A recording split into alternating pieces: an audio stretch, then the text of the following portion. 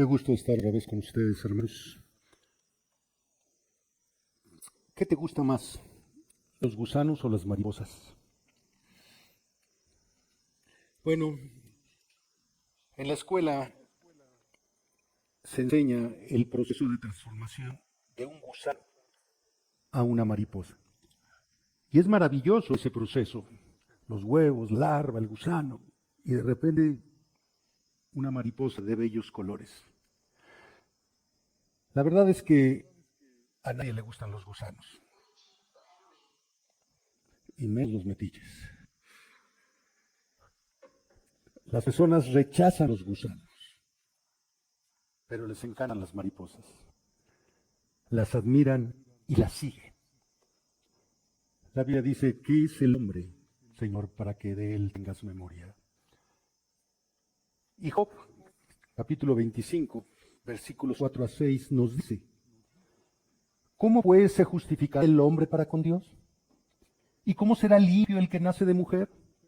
He aquí que aún la misma luna será resplandeciente, ni las estrellas son limpias delante de sus ojos. ¿Cuánto menos el hombre, que es un gusano? Y el Hijo de Hombre, también sano. ¿Qué es el hombre para que tengas de él memoria? Un gusano.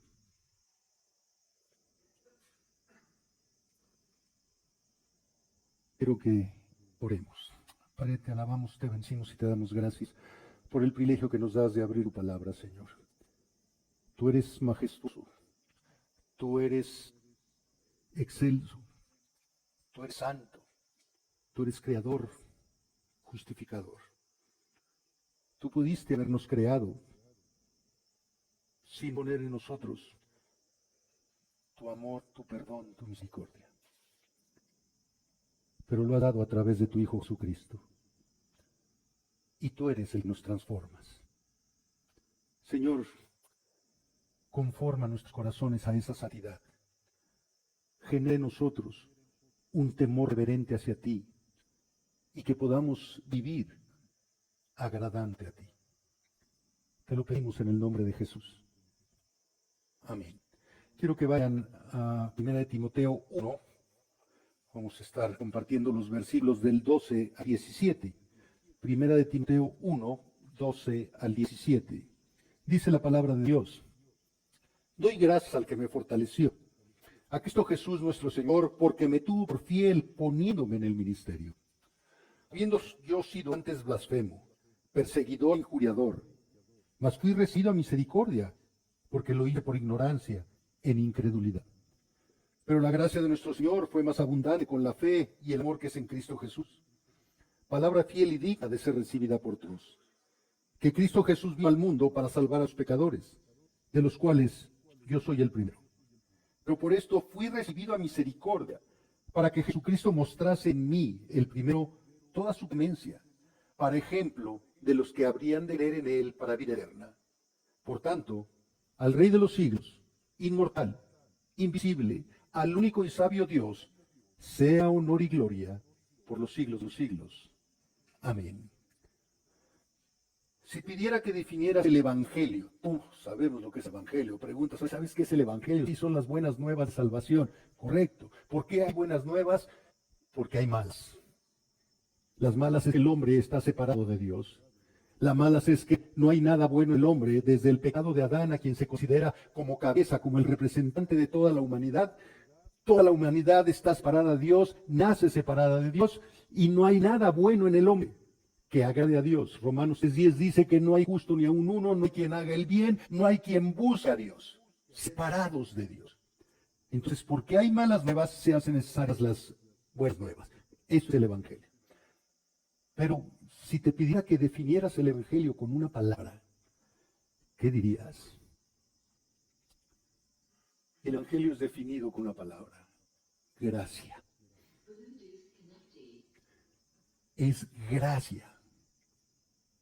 Y si te dijera que definieras la gracia en una persona, sería solo Jesucristo.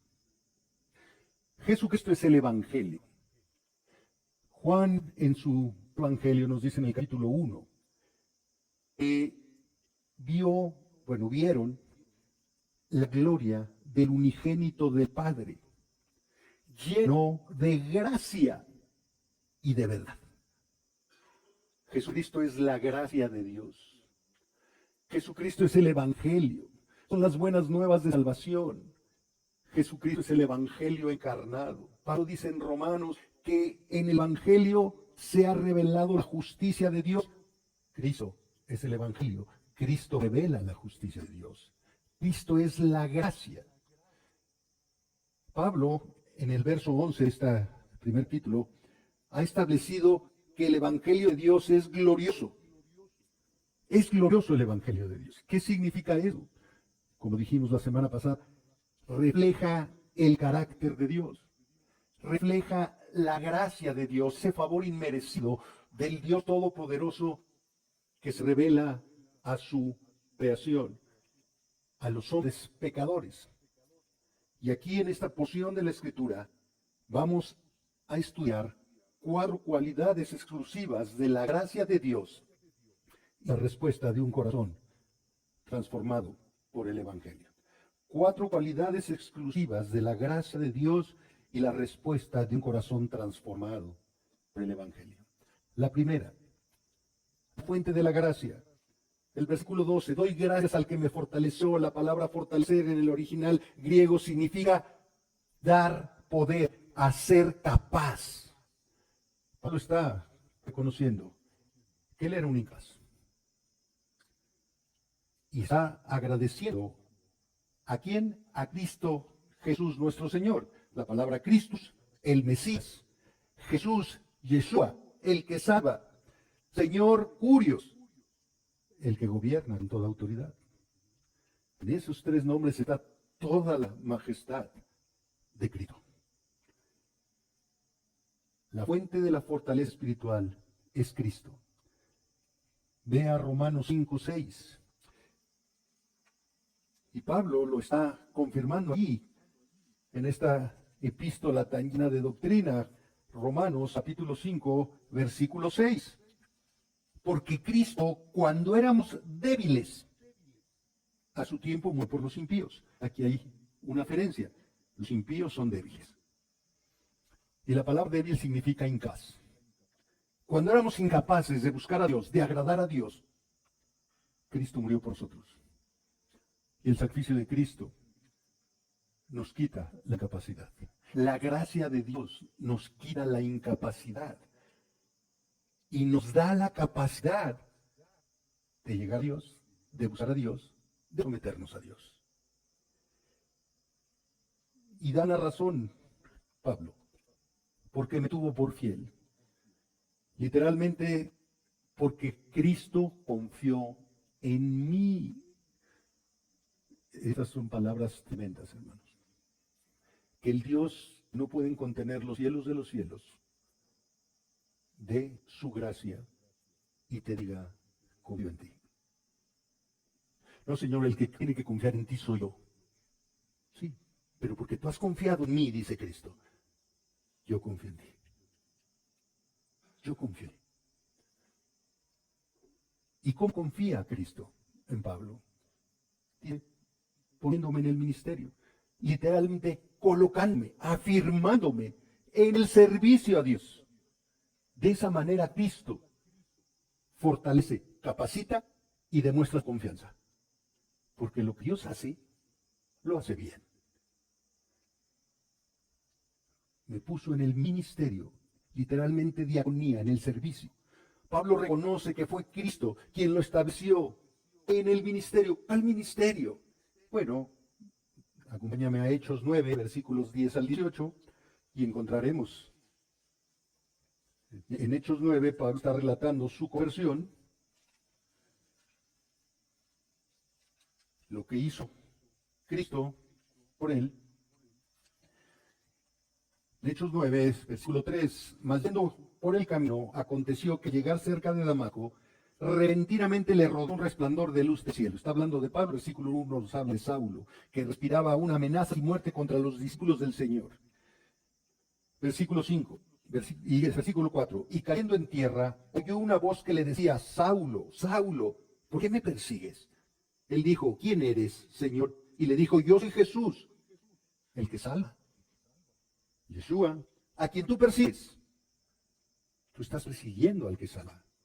Estás en contra del que salva. Pura cosa te es dar coces contra el aguijón. Versículo 6, él temblando y temoroso dijo, Señor, ¿qué quieres que yo haga? El Señor le dijo, levántate y entra en la ciudad y se te dirá lo que debes hacer. Llama la atención.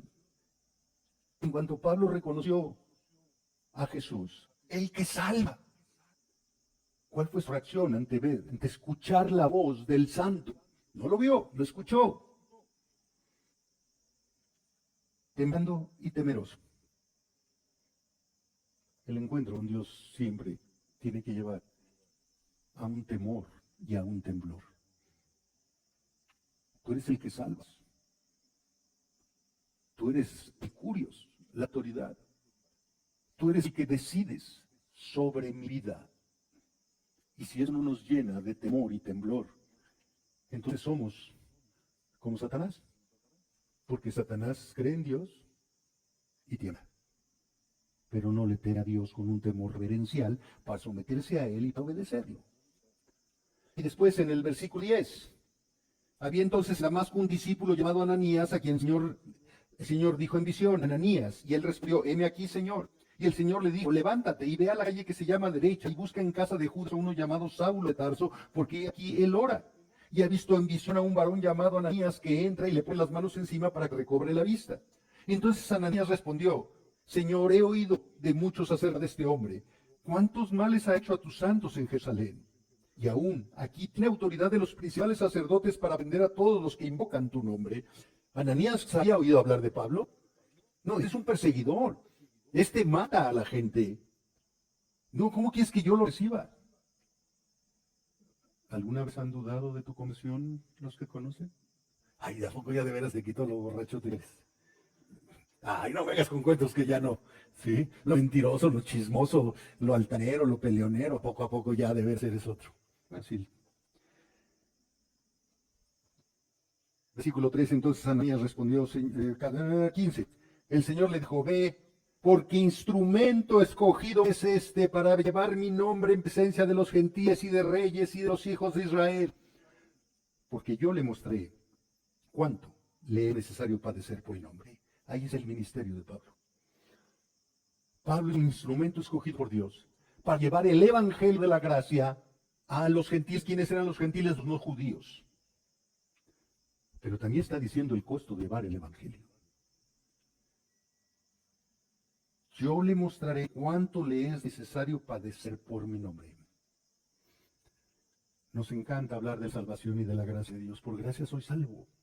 No por obras, por gracia soy salvo.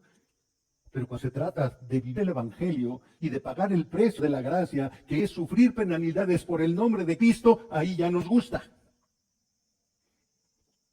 Pero la salvación implica padecer por causa de Cristo. No padecer como criminal, padecer por causa de Cristo, por ser seguidor de Cristo, por mostrar la justicia de Cristo, la verdad de Cristo, por mostrar la gracia de Cristo. Ese padecimiento implica rechazo. Y ese es el ministerio de Pablo. Y aquí en este breve versículo podemos ver, regresando a Timoteo, que Pablo confiesa su gratitud a Cristo por 3 bendiciones de la gracia. Uno, desde luego, por la salvación, por haberlo capacitado a través de la salvación, por haberlo tenido por digno de confianza para cumplir con la tarea encomendada y por haber establecido en el ministerio. Lo que implica que la gracia de Dios es una gracia dinámica, no estática. Todo benefactor de la gracia de Dios, de la gracia divina, de la gracia salvadora de Dios, tiene que ser un siervo, tiene un ministerio que cumplir. No es soy salvo y me voy y me siento en la iglesia hasta que el Señor venga. No, no, eso no es. Es una gracia dinámica que capacita para llevar a cabo la obra de el Señor. ¿Cuál es la obra del Señor? La gran comisión, ve y haz discípulos. Esa es la obra del Señor. Ve y haz discípulos a todas las naciones. Bautízalos y enséñales todas las cosas que yo les he mandado. No nada más creas y te sientes y levantes manos y gloria a Dios. ¿Y dónde está la gloria de Dios mostrada en la vida de la iglesia cuando la iglesia no cumple la gran comisión? No hay gloria, no hay carácter, no hay gracia. Hay conocimiento intelectual, pero no actividad, no obediencia. Y después vemos la segunda cualidad de la gracia, la necesidad de la gracia. ¿Por qué es necesaria la gracia? Dice el versículo 13. Habiendo yo sido antes blasfemo, perseguidor e injuriador. Wow. Pablo reconoce lo que era antes de Cristo. Pablo reconoce lo que era antes de Cristo. Era un blasfemo, literalmente un burlador. La blasfemia es una violación del poder y la majestad de Dios. Es burlarse de Dios, de su palabra. Es burlarse de Cristo, negando su sacrificio y la eficacia de su sacrificio. Pero pastora, yo sí creo en el sacrificio de Cristo. Pero creo que se necesita que yo haga eso, y que yo haga aquello, y que yo haga lo demás. Entonces ya negaste la suficiencia del sacrificio de Cristo, porque estás atribuyéndote tú un poder para completar la salvación. No, eso es burlarse de Cristo. Y eso es ser un burlador, un blasfemo. Perseguidor, injuriador. Perseguidor es el que va siguiendo a alguien con prisa hasta alcanzarlo. El injuriador es una persona insolente que maltrata a otros. Transmite la idea de traspasar con una fuerza arrogante y de infligir insultos que perturban las relaciones. Bueno, Jesús en el Sermón del Monte dijo, le llamas necio a tu hermano, ya eres responsable de homicidio. ¿Por qué? Porque lo estás injuriando. Pablo dijo, yo era un injuriador. Y en estas características de blasfemo, perseguidor e injuriador, Pablo hace pedazos la ley, el decálogo, los 10 mandamientos, esos que él defendía a ultranza. ¿Por qué? Porque como blasfemo se burla de Dios y viola los 4 primeros mandamientos. Y como perseguidor e injuriador, persigue a los creyentes, injuria a los creyentes, viola los otros 6 mandamientos de las relaciones del creyente con los hombres. Estás defendiendo la ley, pero estás atacando a la ley. ¿Qué incongruencia habrá? Como los derechos humanos. Los defensores de los derechos humanos que agotan.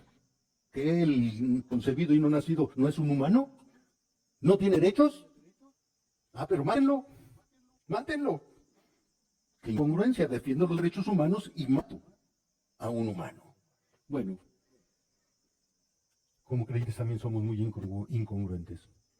Hablamos de la gracia de Dios para nosotros, pero le negamos la gracia de Dios al prójimo. Y somos muy santos y muy espirituales. No, somos muy incongruentes y muy mentirosos, muy hipócritas. Vea Hechos 26, del 9 al 11. Hechos 26. Para que veamos un resumen de lo que era Pablo. Hechos 26, 9 al 11. Y dice la palabra de Dios. Y ciertamente había creído mi deber hacer muchas cosas contra el nombre de Jesús de Nazaret, lo cual también hice en Jerusalén. Yo encerré en cárceles a muchos de los santos, habiendo recibido poderes de los principales sacerdotes, y cuando los mataron, yo di mi voto. Y muchas veces, castigándolos en todas las sinagogas, los forzé a blasfemar, y enfurecido sobremanera contra ellos, los perseguí hasta en las ciudades extranjeras. Pablo entraba a las casas y tomaba hombres y mujeres que se decían cristianos y los arrastraba a que fueran golpeados, condenados. Consentía con la muerte de ellos. Consintió con la muerte de Esteban, nos dice el libro de Hechos. Ese era Pablo. Ese era Pablo. Pero dice Pablo aquí en Timoteo, mas fui recibido a misericordia. Pero a pesar de que era eso, fui recibido a misericordia. ¿Qué es la misericordia? La misericordia es la fidelidad bondadosa de Dios. La misericordia es el acto de amor que compadece nuestras miserias. Dios se compadeció de las miserias de Pablo La misericordia es mostrada en la salvación. Con Pablo lo escribió Tito, recuerda Tito en otra epístola pastoral, Tito 3:5 os dice, no lo busques, lo leo. Nos salvó no por obras de justicia que nosotros hubiéramos hecho, sino por su misericordia, por el lavamiento de la regeneración y por la renovación en el Espíritu Santo. La misericordia es mostrada en la gracia de Dios para salvación del pecador. No por obras, no por conocimiento, por gracia. Algo que no merecía el pecador, Dios lo viste de misericordia, lo baña de gracia y lo salva. Y dice Pablo, porque lo que hice, de ser burlador, perseguidor, injuriador, lo hice por ignorancia en incredulidad. Ignorancia, Pablo. Te criaste a los pies de Gamaliel, que era un judío tremendo que enseñaba la Torá. Ignorancia, Pablo, de la ley. Bueno, la ignorancia está relacionada con la incredulidad. La incredulidad es ausencia de fe. Pablo tenía suficiente y abundante información respecto a la ley de Dios. Era un judío reconocido en el estricto cumplimiento de los ritos religiosos, como él declaró ahí en Filipenses 3, versículos 5 y 6. Circuncidado al 8º día, del linaje de Israel, de la tribu de Benjamín, hebreo de hebreos, en cuanto a la ley fariseo, en cuanto a celo perseguidor de la iglesia, en cuanto a la justicia que es en la ley irreprensible. Y en Gálatas dice que él aventajaba a muchos de sus connacionales. Y ahora vienes y dices que no sabías, que eras ignorante. Pero Pablo no miente.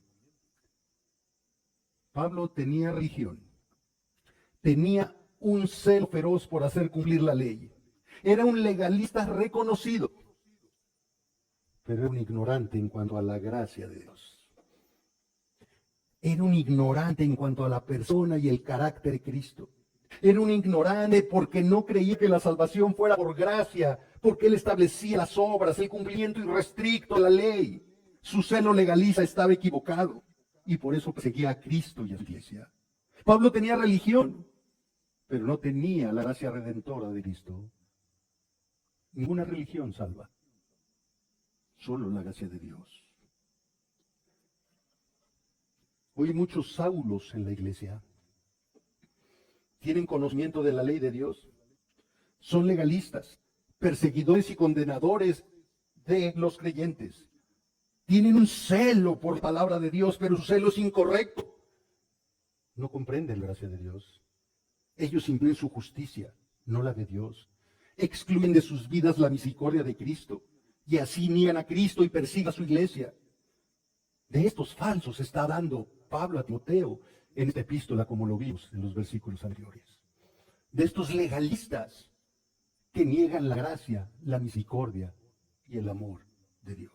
Envuelven en la bandera de mi justicia, pero su justicia no es la de Dios. Su gracia no es la de Cristo. Imponen y persiguen a los creyentes que buscan la gracia y la misericordia de Dios. Pero los consideran débiles, los consideran desordenados. Son ignorantes en cuanto a la gracia y a la misericordia. La miseria de Pablo se enfrentó a la compasión de Dios a través de Cristo.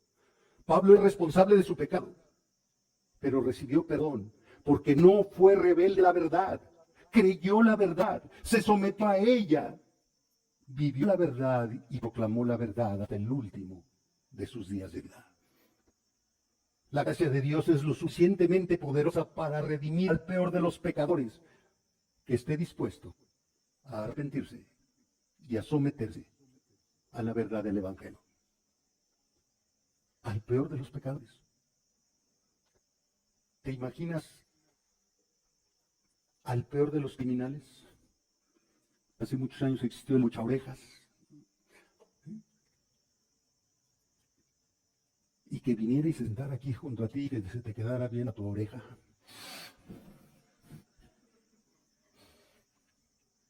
Y que te dijera, yo las cobraba y las coleccionaba. Pero Cristo me perdonó. Y hoy estoy aquí alabando al Señor. Qué tremendo, ¿verdad?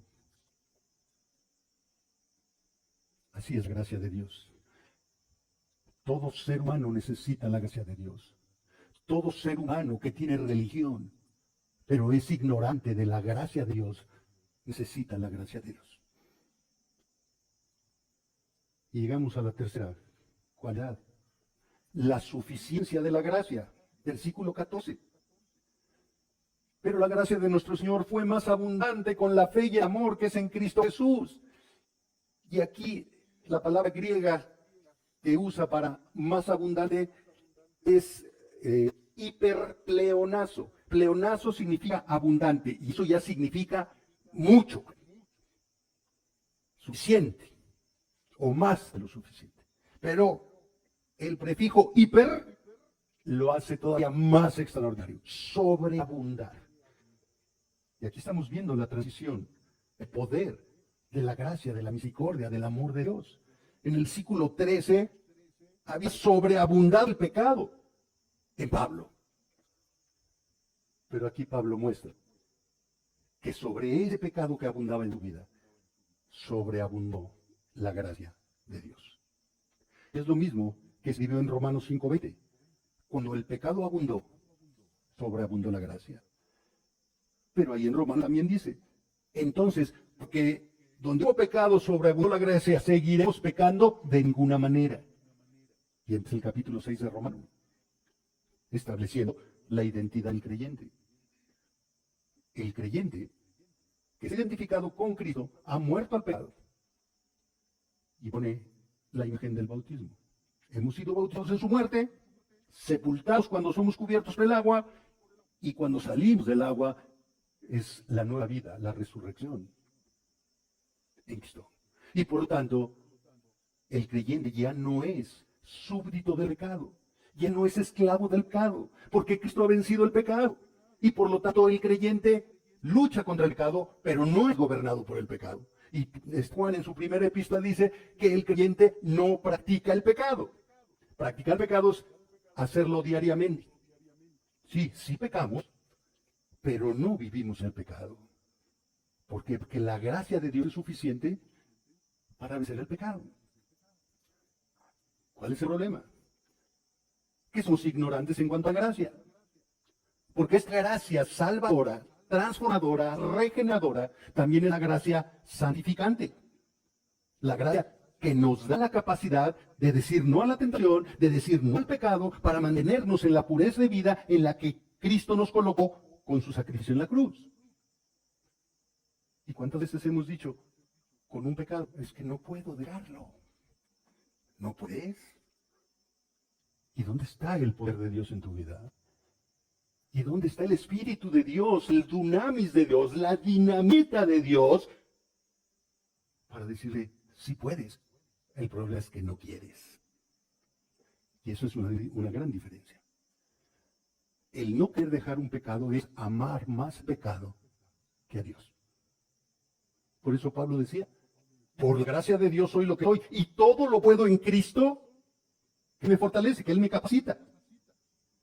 ¿Qué es todo lo puedo? ¿Puedo hacer todo lo que yo quiera? No.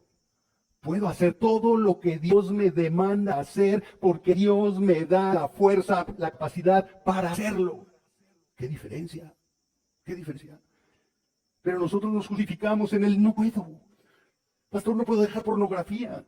Pastor, no puedo dejar el chisme. Pastor, puedo dejar esto. No puedes. No quieres. No te engañes. Y si te engañas, cuestiónate si tienes al Espíritu del Señor. Porque el que no tiene Espíritu de Dios, no es de Dios. No es de Dios. La frase con fe y amor indica el efecto de la gracia en el corazón y en la vida de Pablo. La gracia enciende la fe y el amor gobierna el alma transformada. Para Pablo, la gracia siempre es la raíz. La fe y el amor es el tronco. Y las buenas obras, el fruto del árbol de la salvación. Es que hay muchos creyentes que viven en otoño. Se les caen las hojas, se les caen las ganas, se les cae todo. ¿Dónde está el fruto de la salvación que es la santidad? Yo soy la vid, vosotros los pámpanos, mi Padre el labrador. El pámpano, la rama que no lleva fruto, es inútil y será cortada y mandada al fuego. ¿Dónde está el fruto de la santidad? ¿Dónde está el fruto de la obediencia? ¿Dónde está el fruto del sometimiento a la autoridad, al señorío de Cristo? ¿Dónde está el fruto del amor, del perdón, de la misericordia? ¿Dónde? Esta fe y este amor son en Cristo Jesús. Esto es, está centrado en Cristo, en lo que es Cristo, en lo que hizo Cristo, no en nosotros, en lo que hacemos por y para Cristo. Ese es el peor de los engaños. Es lo que Cristo hizo y me capacita para que yo lo obedezca. Pablo dice, lo que yo hago no lo hago por mí, lo hago por la gracia de Dios que obra en mí, por el poder de Dios que obra en mí. Cuando peco, lo hago porque no estoy confiando en la gracia de Dios. Y es mi error.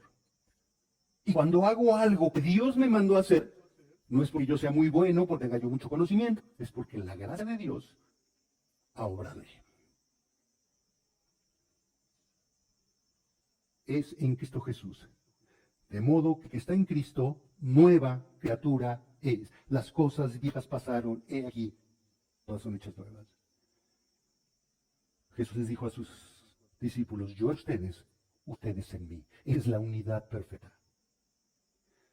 Os conviene que yo me vaya, para que venga otro como yo, otro consolador. Oraré al Padre para que envíe otro de mi misma naturaleza. La diferencia es que va a estar morando en ustedes, dentro de ustedes. La Santísima Trinidad, como nos decía nuestro hermano Alfonso, morando en nosotros. No puedo, cuando está Dios morando en mí, no puedo. Sí, sí puedes, pero no quieres someterte a la autoridad de Dios. No quieres someterte al señorío de Cristo. No quieres someterte al gobierno del Espíritu Santo. Y quieres hacer tu santa voluntad. ¿Dónde está el amor? La misericordia y la gracia de Dios. Cuarta cualidad de la gracia del Evangelio. El propósito de la gracia. Versículo 15. Palabra fiel y digna de ser recibida por todos, que Cristo Jesús vino al mundo para salvar a los pecadores, de los cuales yo soy el primero. Palabra fiel y digna. Esta frase es exclusiva de las epístolas pastorales. Pablo le escribió a Tito y a Timoteo. Aparece 5 veces. Aquí en 1 Timoteo 3:1, en 4:9, en 2 de Timoteo 11 y en Tito 3:8. Pablo enfatiza la fidelidad, la santidad, la autoridad, la inerrancia de la palabra de Dios. Palabra fiel, palabra confiable y digna, honrosa, es la palabra de Dios. Y está enfatizando lo que va a decir. Pero aquí Pablo enfatiza esta fidelidad y honorabilidad de la palabra de Dios bajo 3 ángulos. Primero, su confiabilidad. La palabra fiel está escrita al principio de la oración en el original. Eso está dando énfasis a lo que es la palabra.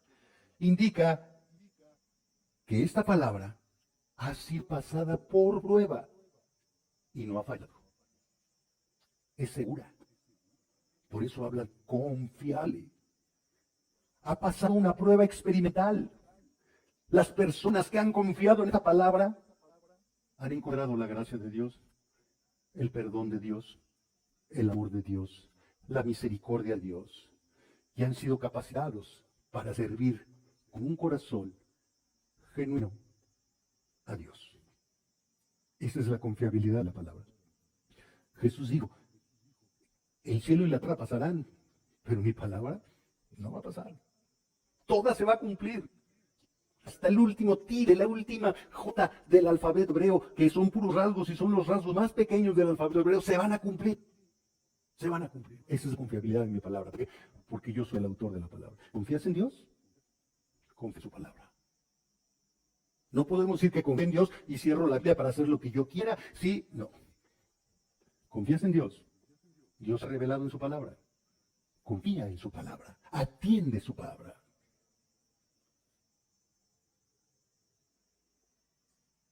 Segundo, su contenido. Que Cristo Jesús no al mundo a salvar pecadores. Esta es la gran verdad del Evangelio. No es el Evangelio de la prosperidad. No es el Evangelio del legalismo. Es el Evangelio de la gracia. Que Cristo, y es el Cristo, el Mesías, el prometido en Génesis 3:15, Jesús, Yeshua, el que salva. Aquí se está manifestando la divinidad de Jesús. Para los judíos Jesús era un hombre. ¿Quién es este? Este es el hijo de María y de José. Un hombre cualquiera. Es hijo del carpintero. Sí, es un hombre.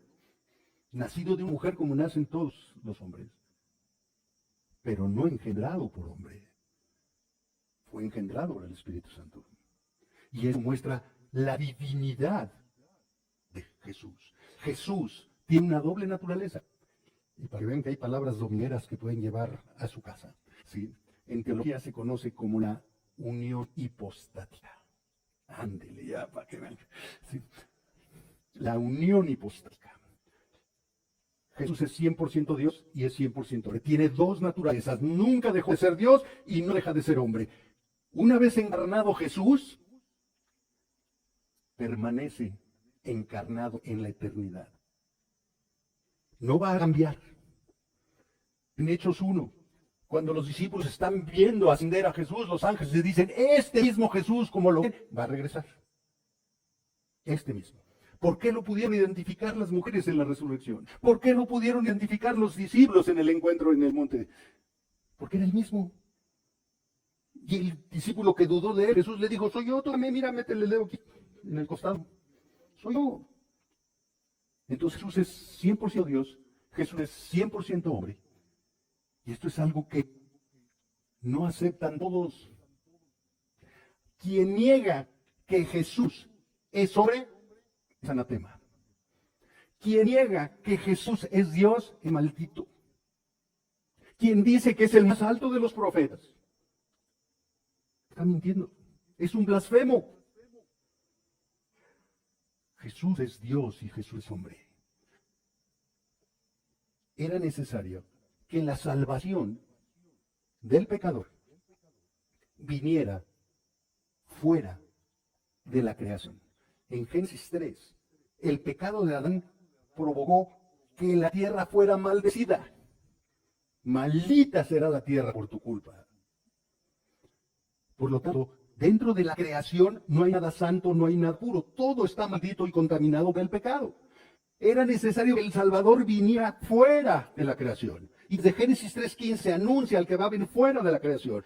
¿Sí? La simiente de la mujer derrotará la simiente de la serpiente. Sí, pero en una concepción la mujer no pone la simiente. Tenía que venir Dios a engendrar en María a Jesús. Dios. Dios era necesario que se hiciera hombre para salvar a los hombres. Por eso Hebreos, que ya les estudiamos, nos dice que tenemos un sumo sacerdote que fue tentado en todo como nosotros, pues sin pecado. Esa es la verdad del Evangelio. Esa es la verdad del Evangelio. Cristo Jesús vino al mundo a salvar a los pecadores, al mundo contaminado por el pecado, al mundo que es la habitación de los pecadores. Por lo tanto, su propósito es salvar. Salvar es librar de la muerte, porque la muerte es la paga del pecado. Y Jesús pagó por el pecado para que el que confían en Él, creen en Él, se someten a Él, no mueran espiritualmente, sino tengan vida eterna. Entonces, ya vimos su confiabilidad, su contenido, y Pablo dice, tiene que haber una apropiación personal. Tiene que haber una experiencia personal de esta gracia redentora, de que Cristo se hizo hombre para salvar al pecador. Y Pablo dice, yo soy el primer pecador. Y aquí se usa la palabra protos, que significa el mayor, el primero. Pablo está diciendo, yo soy el mayor de los pecadores. Yo soy el mayor de los pecadores. Yo perseguía a Jesús. Yo soy el mayor de los pecadores. Pero la gracia de Dios me cambió. La gracia de Dios me perdonó. El problema es que el hombre no se siente pecador. El hombre se siente bueno. Pero no hay nada bueno en el hombre. Y lo peor es que hay cristianos que no solo se sienten buenos, se sienten extraordinarios. Si no nos reconocemos pecadores, ¿para qué queremos a Cristo? Jesús dijo, yo no he venido por los enfermos. Digo, no he venido por los justos, sino por los pecadores. El médico, sí, tú no vas al doctor cuando estás sano, tú vas al doctor cuando estás enfermo. Si no nos reconocemos pecadores, ¿para qué nos sirve la salvación? ¿De qué nos salva? De nada, de nada. Versículo 16.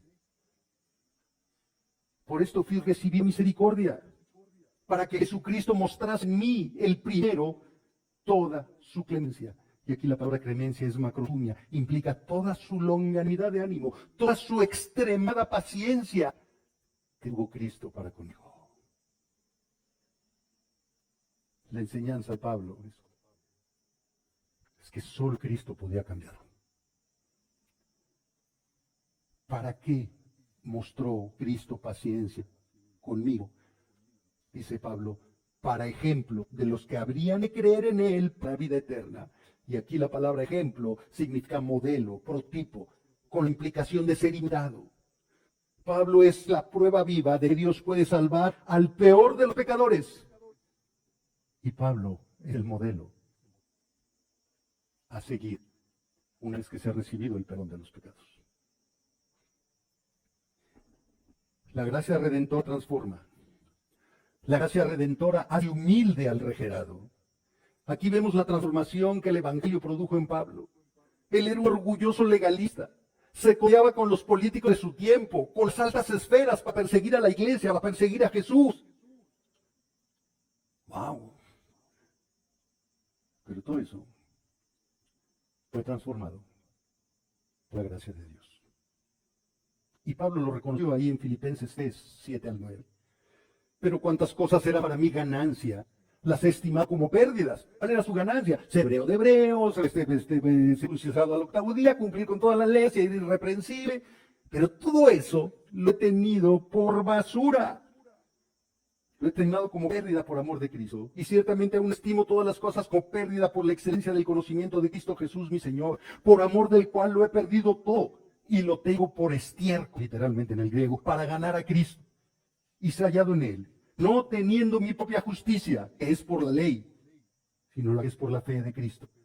La justicia que es de Dios por la fe. ¡Qué cambio de vida! Pablo dejó todo por seguir a Cristo. Pablo no confió en sus conocimientos de la ley, en sus relaciones con la ley, con las altas esferas. Pablo confió en Dios. Pablo decía, tengo que predicar el Evangelio porque me es impuesta necesidad. Porque para eso me salvó Cristo, para predicar el Evangelio. El primer efecto de un corazón genuinamente regenerado es la humildad. Es la humildad. Es desechar todo logro personal, todo conocimiento intelectual, toda justicia propia, tenerlas por basura para someterse al Señor de Cristo, colocándose debajo de su voluntad para obedecerla y mostrar la justicia de Dios. El llamado del Evangelio es un llamado a la autonegación, no a la autoexaltación. Y hoy lo que hace falta en la iglesia es humildad. Hay tanta autoexaltación de predicadores, tanta autoexaltación de iglesias, tanta autoexaltación de creyentes por lo que hacen. Vean nada más las redes sociales. Todo el mundo sube sus dedicaciones, todo el mundo sube sus pensamientos, todo el mundo sube a quien está siguiendo para que vean qué espiritual soy, para que vean dónde estoy. Falta humildad en el cuerpo de Cristo. La humildad de decir, Señor, te necesito. Señor, lo que hago no sirve si no lo hago para ti. Pablo hacía todas esas cosas para él. Los falsos maestros, los legalistas hacen las cosas para ser vistos de los hombres. Así fueron los fariseos. El genuino creyente hace lo que hace para mostrar a Cristo. La gracia de Dios capacita al creyente para que viva mostrando a Cristo, no para tapar a Cristo.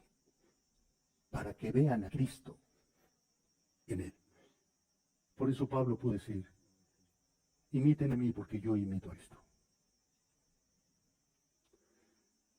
Vemos el último punto, ya vimos las 4 cualidades de la gracia, vemos la respuesta a la gracia. Versículo 17. Por tanto, como consecuencia de esa obra magnífica de gracia, al Rey de los siglos, inmortal, invisible, al único y sabio Dios, sea honor y gloria por los siglos de los siglos. Amén. Pablo termina esta porción con una doxología. Al Rey de los siglos literalmente significa al eterno, al que no tiene edad, al preexistente. Dios no tuvo comienzo y no tendrá fin. Dios no envejece, Dios no mejora, Dios no cambia. Es inmortal, imperecedero, incorruptible. Nunca conocerá muerte, ni la decadencia, ni la pérdida de fuerza, ni de sabiduría. Es invisible, porque es un espíritu, pero Él se ha revelado en su palabra. Y nos dio a Jesucristo. ¿Quieres ver a Dios? Ve a Jesucristo, porque Jesucristo es el resplandor de la gloria divina. Solo se le puede conocer a través de la Biblia, no de experiencias emocionales, solo a través de la Biblia, y está correctamente leída, interpretada y aplicada. Lo vamos a ver, Pablo le dice a Timoteo, preséntate ante Dios como siervo, como obrero, que no tiene que avergonzarse, que usa bien la palabra de verdad. No basta con leer la Biblia, tenemos que entenderla y tenemos que ponerla en práctica, porque si no, no estamos usando bien la palabra de verdad. Ello, por lo que Cristo es, por lo que Cristo hizo, Él es el único digno de recibir todo honor y gloria por los siglos de los siglos. Y esa es la vida del creyente. El creyente genuino que ha reconocido lo que era, y a pesar de lo que era, recibió la gracia de Dios y ya no es lo que era. Lo único que puede hacer es alabar a Dios, exaltar a Dios. Nada más. ¿Cómo se exalta a Dios? Uno, con agradecimiento. Empezó el versículo 12, agradeciendo a Pablo. 2, con humildad. 3, con servicio. Esa es la vida de un regenerado. Es nuestro amor a Dios, sometimiento a la autoridad de Dios, y entender el propósito de la salvación. Proclamar las grandezas de Dios.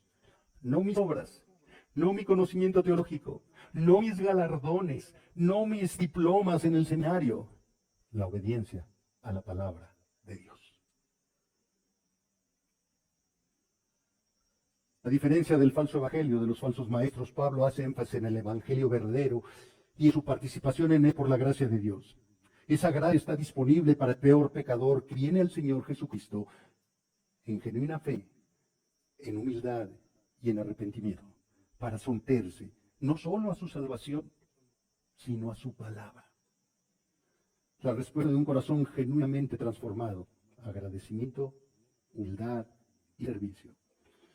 Pero la misma gracia salvadora es la gracia santificadora y es la gracia glorificadora. Es la gracia que nos sostiene en nuestro diario caminar rumbo a la eternidad. La gracia de Dios es sobreabundante y suficiente. No hay pecado, deuda que la gracia no cancele. No hay corazón de piedra que la gracia no lo haga de carne. No hay soberbia que la gracia no transforme en humildad. No hay conflicto que la gracia no reconcilie. No hay ofensa que la gracia no perdone. No hay duda que la gracia no disipe. No hay debilidad que la gracia no fortalezca. No hay incapacidad que la gracia no capacite. No hay ignorancia que la gracia no instruya. No hay temor que la gracia no llene de confianza. No hay queja que la gracia no cambie contentamiento. No hay dolor que la gracia no consuele. Así como definimos el Evangelio en una palabra gracia, así la gracia la vemos en una persona, Cristo, quien con su sacrificio nos bañó de su gracia, justifica, santifica y capacita para creer, amar y vivir, proclamar el Evangelio del arrepentimiento para el perdón de los pecados. Ya no seamos gusanos. Que la gracia de Dios nos transforme. Y así como la gente se admira y sigue a las mariposas, que la gente vea la gracia de Dios en nuestras vidas y nos siga, porque los vamos a llevar a los pies de Cristo para que honre y glorifiquen al Salvador. Digamos como Pablo, no me avergüenzo del Evangelio porque es poder de Dios para salvación a todo aquel que cree. Oremos, hermanos. Señor bendito, solo podemos decirte gracias. El que tú, conociéndonos, lo que éramos, lo que hacíamos, no éramos mejores que Pablo. Teníamos religión, pero nos burlábamos de ti. Íbamos religiosamente el domingo a la iglesia. Orábamos, rezábamos, repetíamos palabras. Cumplíamos con los ritos religiosos. Pero nuestra vida no era transformada. Nuestro corazón no era regenerado. Y lo único que hacíamos era acumular ira para el día de la ira. Pero en tu gracia nos llamaste, nos limpiaste, nos perdonaste, nos diste vida nueva, un corazón de carne que te busca, porque el de piedra no te buscaba. Un corazón de carne que se deleita en tu palabra, porque el piedra la rechazaba por incredulidad. Un corazón de carne que te ama, que lucha por no pecar. Un corazón de carne que rechaza la soberbia, porque la soberbia es pecado y nos separa de ti. Un corazón de carne que clama a ti por ser humilde. Un corazón de carne que busca hacer tu voluntad. Señor, tú salvaste a Pablo para predicar el Evangelio. Y tú sigues salvando a cada pecador que confía en Cristo para que haga la misma tarea. Tú has puesto a tu iglesia para proclamar el Evangelio de la gracia y la misericordia. Señor, somos instrumentos en tus manos para dar de gracia lo que de gracia hemos recibido. Ir más allá de eso es burlarnos de ti.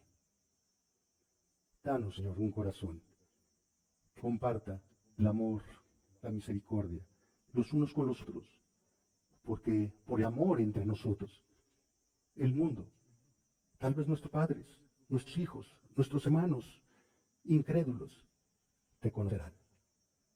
Que podamos reflejar a Cristo en nuestra manera de vivir.